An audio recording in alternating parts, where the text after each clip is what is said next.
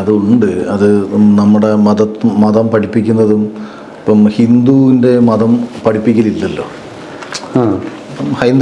നമ്മളിപ്പം നമ്മുടെ രാജ്യം പലപ്പോഴും ഒരു ഹൈന്ദവ കൾച്ചറിൽ അധിഷ്ഠിതമായൊരു രാജ്യമാണ്. ഇത് കൾച്ചറാണെന്നുള്ളൊരു തിരിച്ചറിവ് ഇതര മതങ്ങൾക്കും ഉണ്ടായിട്ടുണ്ടെന്നുള്ളതാണ് എൻ്റെ വിശ്വാസം. ഇപ്പം എന്താണെന്ന് വെച്ചാൽ നമ്മളും ജനിച്ചത് ഹിന്ദു മതത്തിലാണല്ലോ. ഒരു ക്ഷേത്രത്തിലും നാളിതുവരെയും നമ്മളെ മതം പഠിപ്പിച്ചിട്ടില്ല. അതുകൊണ്ട് തന്നെ നമുക്ക് സ്വാതന്ത്ര്യമില്ലായ്മയില്ല. നമ്മളത് സ്വീകരിച്ചിട്ടുണ്ട്. പിന്നീട് ഇവിടെ മതത്തിൻ്റെ അടിസ്ഥാനത്തിൽ ഒരു രാഷ്ട്രീയ പാർട്ടി രൂപീകരിക്കപ്പെടുന്നു. അപ്പോൾ ആ രാഷ്ട്രീയ പാർട്ടിയുടെ ആവശ്യകതയായിട്ട് മാറുകയാണ് മതപരമായ വോട്ടുകളാണ് തങ്ങളുടെ നിലനിൽപ്പ് എന്നുള്ളത്. മതപരമായ വോട്ടുകൾ തങ്ങളുടെ നിലനിൽപ്പാണെന്നും തങ്ങളുടെ അധികാരം നിലനിർത്തുന്നത് ഇവിടുത്തെ മതമാണെന്നും തിരിച്ചറിയുന്നൊരു രാഷ്ട്രീയ പാർട്ടി ഇതര സമുദായങ്ങളെ അവരുടെ രാഷ്ട്രീയത്തിൻ്റെ പേരിൽ ആക്രമിക്കാൻ തുടങ്ങുമ്പോൾ അവർ തിരിച്ചും ആക്രമിക്കാൻ തുടങ്ങും. അതാണ് നമ്മളിപ്പോൾ ഈ സോഷ്യൽ മീഡിയയിൽ ഇപ്പം ശ്രദ്ധിച്ചാൽ മനസ്സിലാവും. BJPയുടെ വളർച്ചയോട് കൂടിയിട്ടാണ് ഈ രാജ്യത്ത് ഭീകരമായ വിഭാഗീയത സൃഷ്ടിക്കപ്പെട്ടത്. ഭീകരമായ വിഭാഗീയത.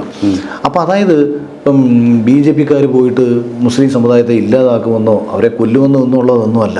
പക്ഷെ രണ്ടു പേർ തമ്മിൽ കാണുമ്പോൾ സംശയത്തിൻ്റെ കണ്ണോട് കൂടിയിട്ട് നോക്കാൻ തുടങ്ങും.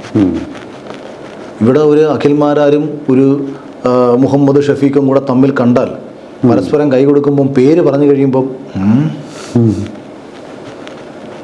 ശരിടാ കാണാം എന്ന് തോന്നിപ്പിക്കത്ത കാലം യവൻ സുഡാപ്പിയാണോ, സംശയം യവൻ സംഖ്യയാണോ, കുറിയിട്ടിട്ടുണ്ടല്ലോ, യവന്റെ നെറ്റി തഴമ്പുണ്ടല്ലോ, ഇവൻ താടി വളർത്തിയിട്ടുണ്ടല്ലോ.